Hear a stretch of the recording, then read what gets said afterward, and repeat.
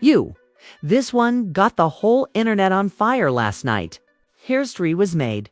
Or better yet, history was erased. What started as a casual sit-down on national TV turned into the biggest lyrical assassination of the decade. Kendrick Lamar just snatched the crown, the throne everything from Drake. On live television, no beats, no studio edits, just raw, unfiltered heat. And let me tell you what Kendrick did. Ain't nobody ever seen that before? This wasn't no typical rap beef. This was a public execution. People thought the whole Kadat versus Drake saga was dying down. Oh, nah, it was just getting started. Fans were expecting a calm conversation, maybe some fake peace talk, but what they got? A full-blown ambush. Drake walked in confident, smiling like the sixth god, and walked out looking like he'd just been baptized in humiliation. And now? The world is divided. Social media is exploding, Kendrick's name trending worldwide. And Drake's silence is louder than any diss track he's ever dropped. Even people in Drake's own camp are questioning if the empire's finally crumbling. So what exactly happened on that stage? What did Kendrick say that left everyone gasping? Sit tight, because we're about to break it all down. It all started with what was supposed to be a peaceful, televised roundtable celebrating hip-hop's legacy on a major network. The event had pulled in big names: Kendrick Lamar, Drake, J. Cole, Megan Thee Stallion, even Nas was in the building. Fans thought it would be a tribute to the culture, a night of unity and celebration. But that stage, it turned into a battlefield. The energy was already off before the cameras even started rolling. Backstage sources say Kendrick was pacing, stone-faced, barely acknowledging anyone. He wasn't there for small talk.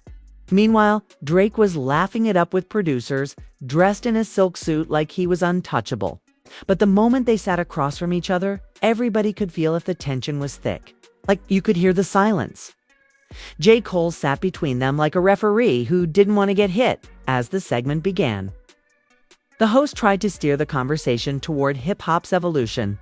Drake, cool as ever, spoke on how rap had broken boundaries, how he'd helped globalize the sound, bringing melody and vulnerability to the forefront. The crowd nodded, even clapped a bit. Then it was Kendrick's turn. He leaned into the mic, paused, and said, "See, all that sound good? But impact and influence ain't the same thing." The room went quiet. Fans watching from home immediately caught the shade. The cameras cut to Drake, who smirked like he wasn't bothered, but behind the eyes, you could see the flicker of fire. Kendrick continued, calm but sharp.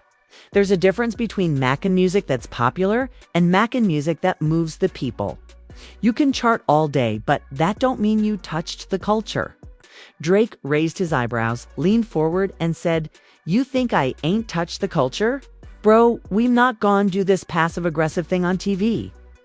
Kendrick didn't blink. "Nah, I'm being direct. Your legacy is microwave moments, temporary vibes.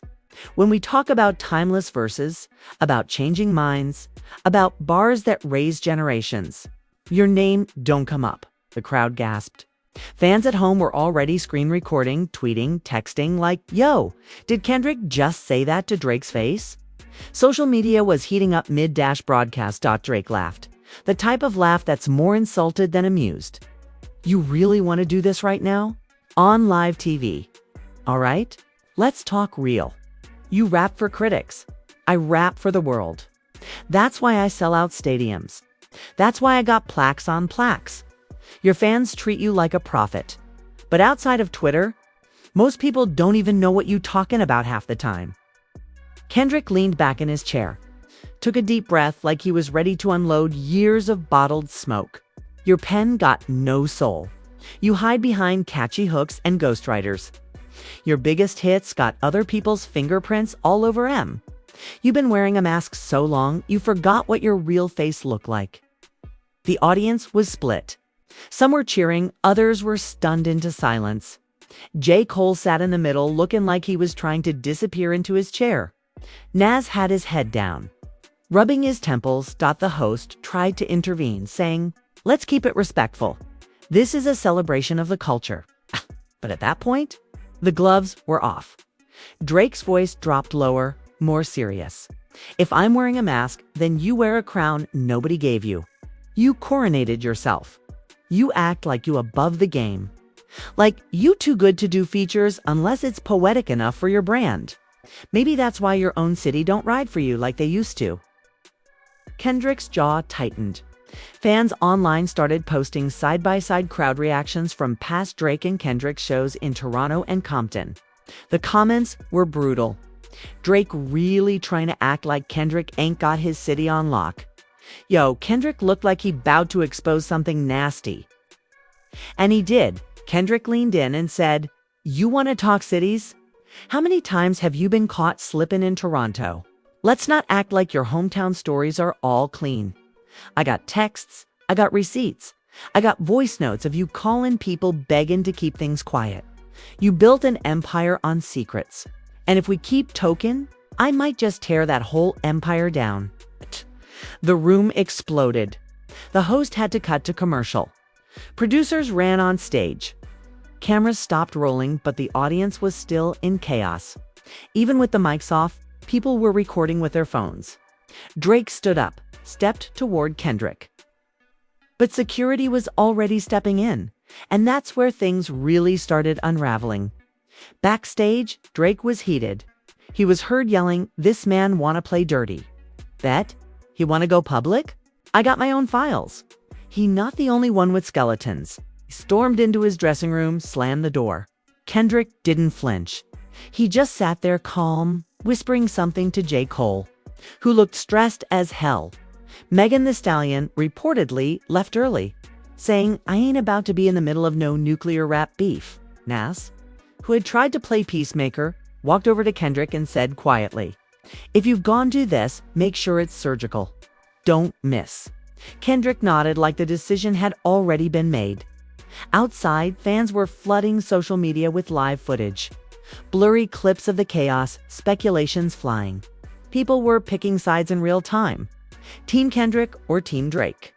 Even celebrities started chiming in, some defending Kendrick's truth-telling, others accusing him of trying to destroy another Black artist publicly. But it didn't stop there. As the cameras returned from commercial break, the host announced they were cutting the roundtable short due to technical issues. But the damage had already been done. Kendrick walked off the stage like a man with no regrets. But everyone backstage noticed something chilling. He left behind a folder on the chair. A black folder labeled simply for the people. Producers were too scared to open it, but one intern did. And what was inside? It shook them to their core. The black folder labeled for the people sat on the chair like a ticking time bomb. The intern who opened it, some young dude from San Diego named Trey, had no idea his life was about to change. He flipped through the first few pages and his eyes went wide. He whispered, "Yo, this ain't just rap beef. This is expose level." Inside the folder, hard copies of emails, transcripts, legal documents, and screenshots, all allegedly tied to Drake. Some showed suspicious payouts to media platforms. Others included conversations about buried stories, threatened lawsuits, even messages from OVO associates trying to silence certain individuals. One name popped up more than once: Erica Santiago, a Toronto-based journalist who disappeared from the public eye in 2021. After teasing a tell-dash, all fans had long speculated about Erica's sudden silence. Her last tweet had read, "Sometimes the truth is too dangerous to publish." And then, nothing. Her entire online presence vanished. Now her name was resurfacing right there in Kendrick's folder. Within an hour, rumors of the folder had leaked. That intern Trey? Yeah, he couldn't keep his mouth shut. He told a friend who told a blogger who told a YouTuber. And within hours, the whole internet was on fire again. Twitter was in meltdown.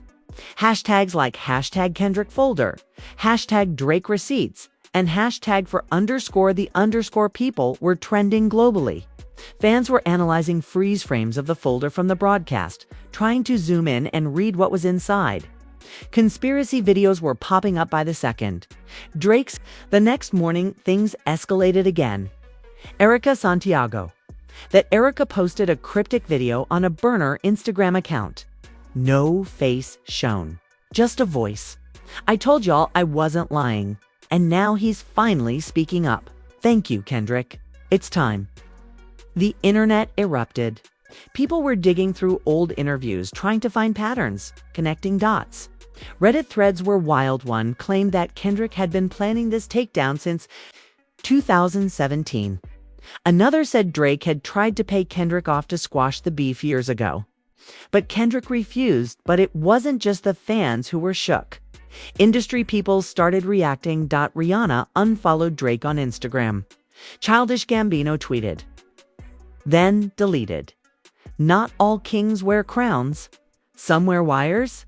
Jay-Z posted a single word to his story. Surgical. No explanation. No context.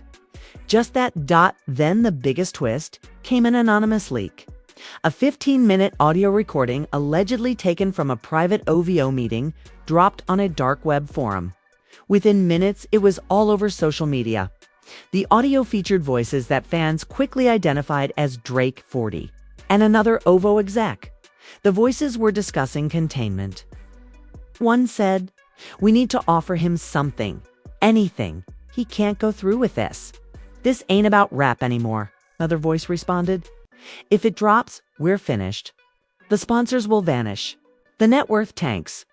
They'll pull out of the Netflix doc." DrakesVoice.com, but Icy said, "Let him drop it.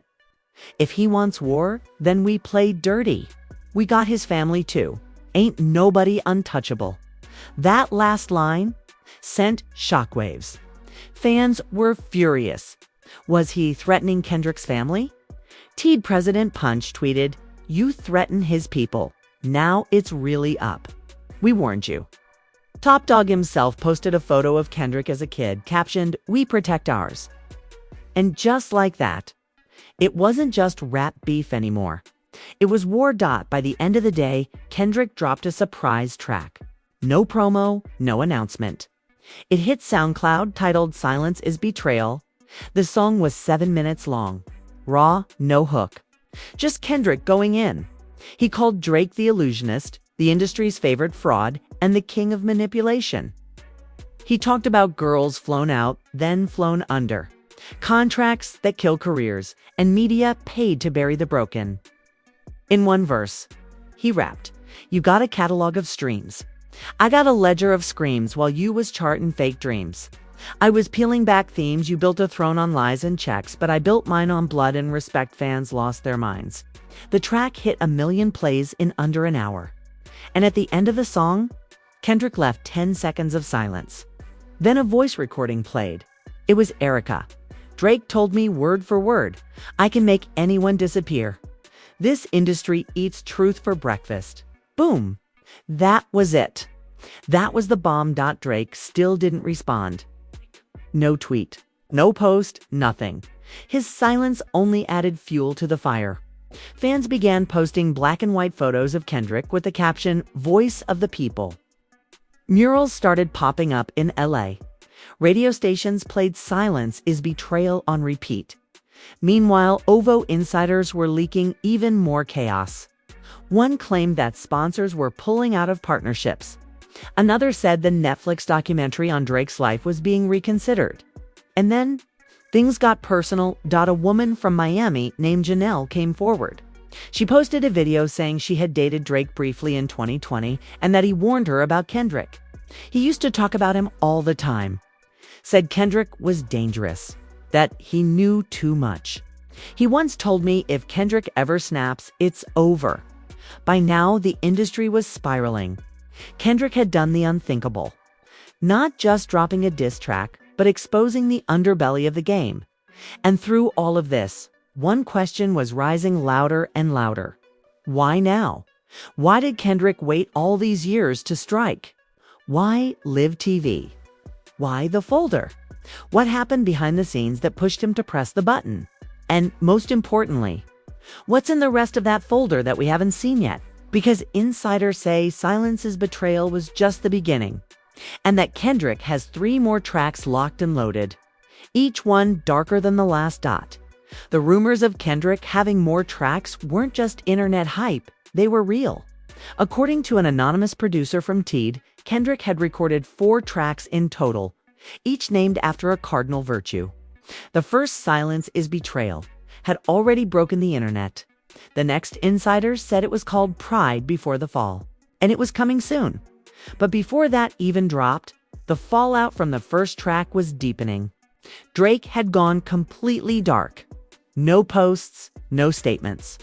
Not even a public appearance. And for someone as visible as him, that silence was deafening. Media outlets were scrambling for answers. One Toronto reporter managed to catch a glimpse of Drake's compound security had tripled. Black vans were parked outside, and nobody was being let in or out without clearance. Fans started calling it the OVO Fortress. Meanwhile, Kendrick was moving like a ghost. No press, no sightings, just silence and precision. Then came the night that changed everything. At exactly 11:11 p.m., Kendrick posted a short clip to his Instagram story black screen. With a voiceover, "I told you this wasn't about bars.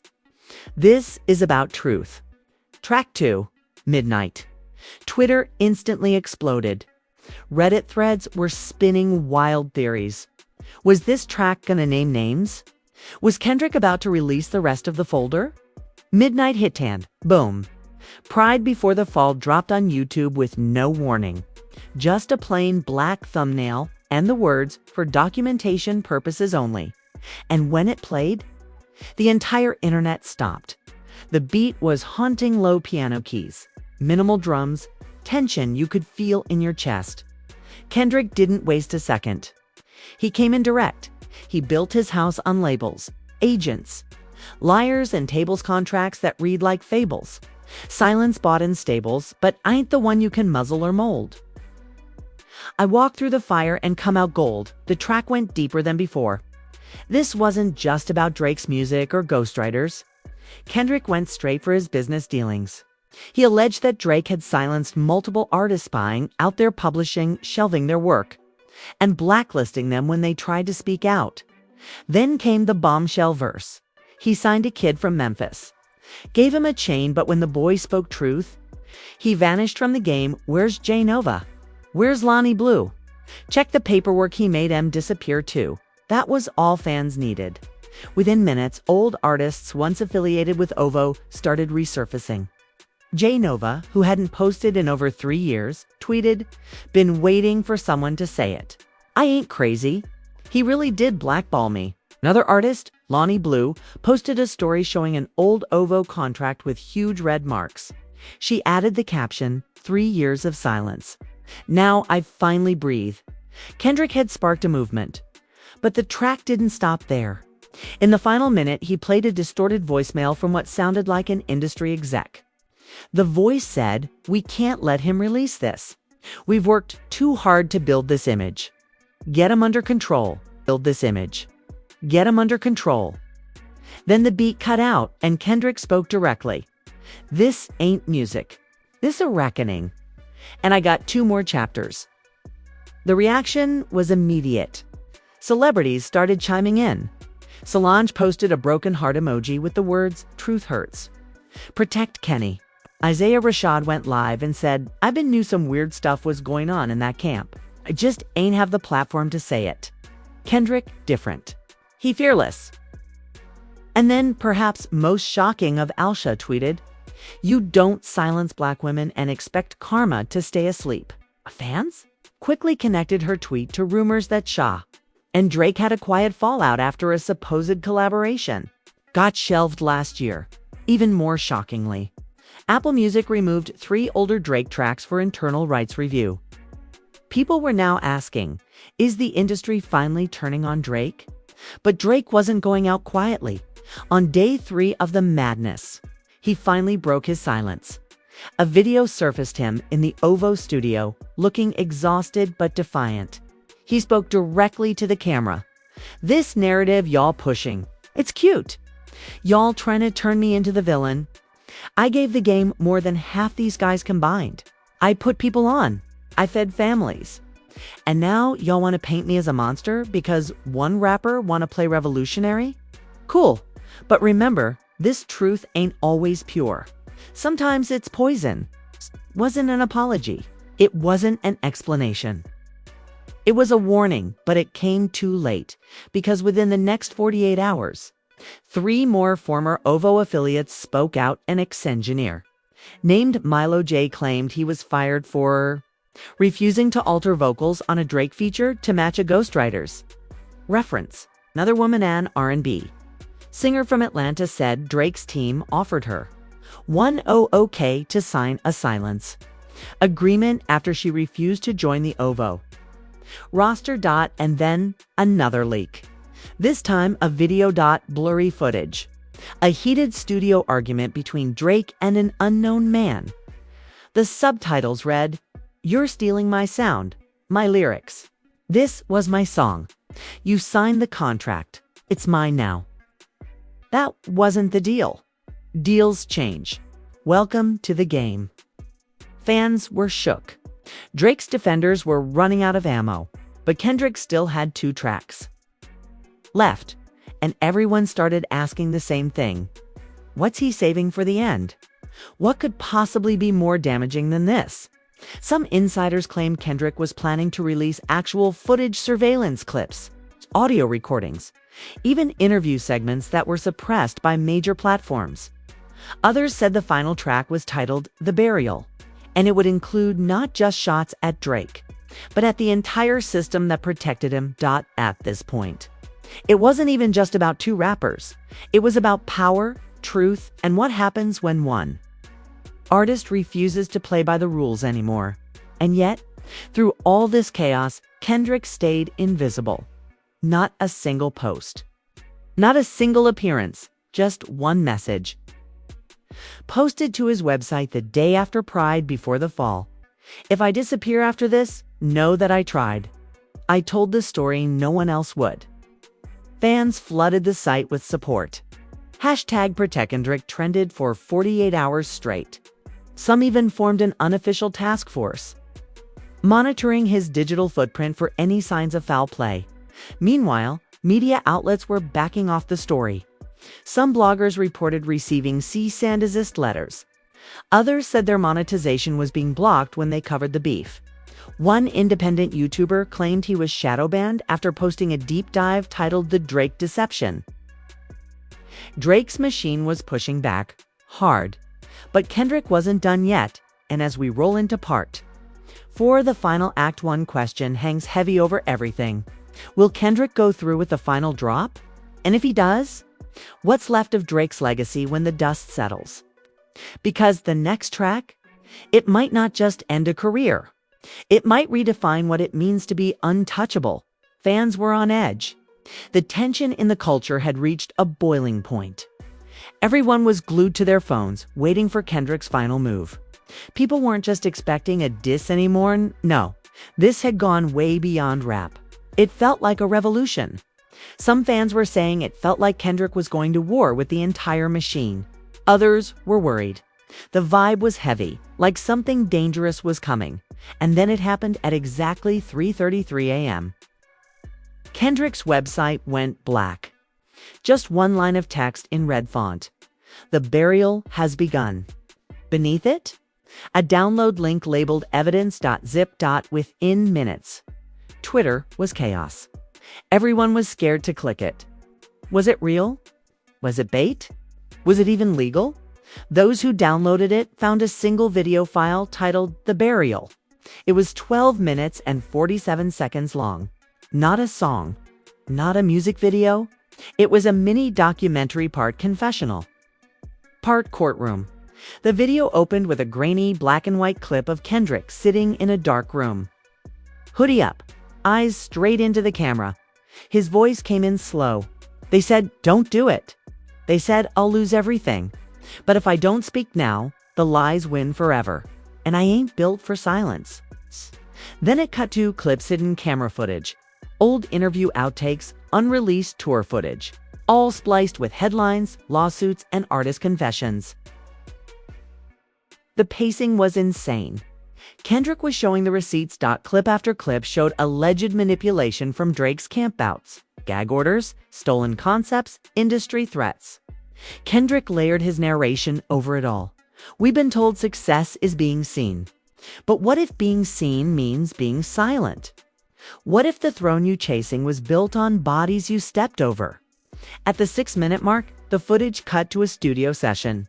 A young rapper face blurred talked about how Drake took his song, changed 3 words, and dropped it 6 months later. "I didn't even want money. I just wanted credit," the voice said. The next part. Even heavier. Kendrick showed a timeline. On-screen dates appeared showing when certain artists disappeared from the spotlight. It's one allegedly tied to Drake. Then came contract images, allegedly signed under OVO, all showing near-identical clauses that basically stripped new artists of creative control. The climax came when Kendrick's voiceover said, "They said it was all jealousy, but I never wanted his spot. I just couldn't keep watching a man poison the culture and call it champagne." Then, the most chilling moment of the entire documentary. It's an audio clip of what sounded like a private meeting between Drake and a music exec. "He's not letting it go, Drake. Then we finish him, quietly, like the rest." The screen went black. Then one final message in white text appeared. "Ask the right questions. Who's been silenced? Who's profited? Who's scared now?" And with that, the video ended. The internet collapsed. The burial was being called the most savage, brilliant, and dangerous move in hip-hop history. Reddit exploded. People were calling for investigations. YouTube reactors stayed up all night trying to dissect every frame. But the industry, it was spooked. Multiple platforms temporarily pulled down Drake's older interviews. Spotify took down a podcast episode where he'd been accused of intimidating behavior. Suddenly, everyone who used to laugh off the rumors was going quiet. And then, Drake made his next move. He dropped a statement on his Instagram story, white text on a black screen. "This is the game we chose. Keep your head up. I'll speak when it's time." But by now, people weren't waiting on his word like they used to. The damage had been done. His mystique, his dominance had taken a hit. Not from a diss track, not from a rival label, but from one man. And a folder. Kendrick, still silent since the burial, broke. It was a reckoning. And when the smoke clears, there's one thing we all got to admit: Kendrick didn't just win. He changed the entire definition of what it means to win in this game. And just like that, the game may never be the same again. Kendrick Lamar didn't just drop a diss. He dropped a revolution. What started as a tense moment on live TV spiraled into one of the most shocking, historic takedowns hip-hop has ever witnessed. Drake, the so-called untouchable, was stripped of the armor, the glitz, the untouchable image. And what was left behind? Questions? Fear? Silence. Some say Kendrick went too far. Others say he didn't go far enough. But one thing everybody agrees on: he didn't miss. Not once. The folder, the tracks, the video, it was all calculated, precise, poetic destruction. And now, we're living in the aftermath. Drake's next move could change everything, or nothing at all. Will he clap back with bars? Will he expose something of his own? Or will he disappear quietly, letting history write the final paragraph for him? Either way, this moment is ours now. Hip-hop just got flipped upside down, and you were here for it. So now we want to hear from you. Do you think Kendrick went too deep? Or was this justice finally being served? Is Drake's legacy truly over, or is there still one last chess move he can make? Could he actually survive this storm? Or has the king been buried for good? Drop your thoughts in the comments. Tell us who you're riding with, Team Kendrick or Team Drake. And if you caught something in the folder we missed, share it below. Single quotes to forget to like, subscribe, and hit that bell so you don't miss what's coming next. Because trust this story, it's still unfolding. We'll be watching, always.